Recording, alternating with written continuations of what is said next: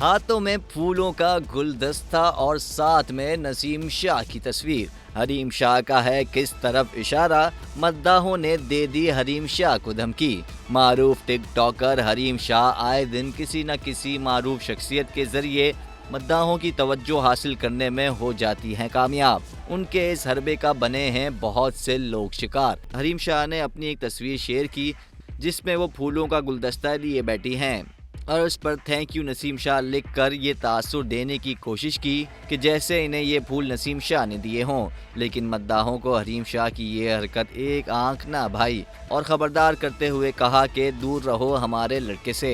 एक सारिफ ने लिखा कि बाकी सब ठीक है लेकिन नसीम शाह वाला मजाक नहीं।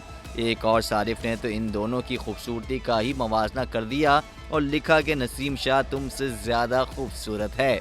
सोशल मीडिया पर हरीम शाह की इस पोस्ट के बाद सार्फिन की जानिब से फ़नी मीम्स की भरमार लग गई।